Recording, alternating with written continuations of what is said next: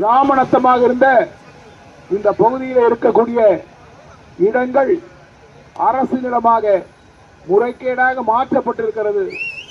எனவே அதனை பழைய கிராமநத்தமாக மாற்றுவதற்கான முயற்சிகள் மேற்கொள்ளப்படும் என்பதனையும் இந்த நேரத்தில் தெரிவித்துக் கொள்கிறேன்.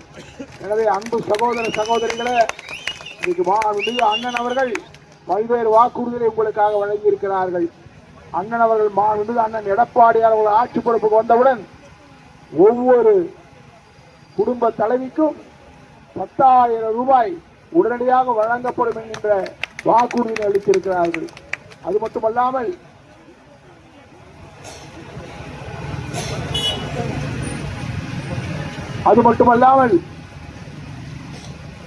உங்களுக்காக அண்ணன் எடப்பாடியார் அவர்கள் 10.5% இடஒதுக்கீட்டினை கொண்டு வந்தார்கள். எனவே அப்படிப்பட்ட உன்னத தலைவருக்கு உங்களுடைய பேராதரவினை நீங்கள் வழங்க வேண்டும் என்று இந்த நல்ல நேரத்தில் தெரிவித்துக் கொள்கிறேன். விலையில்லாமல் உங்களுக்கெல்லாம் புரட்சி வழங்குவதாக அண்ணன் அவர்கள் சொல்லியிருக்கிறார்கள். அனைத்து குடும்ப தலைவர்களுக்கும் உதவித்தொகையாக மாதம் 2,000 ரூபாய் வழங்கப்படும் என்கின்ற வாக்குறுதியையும் அண்ணன் அவர்கள் அளித்திருக்கிறார்கள். எனவே அன்பு சகோதரர்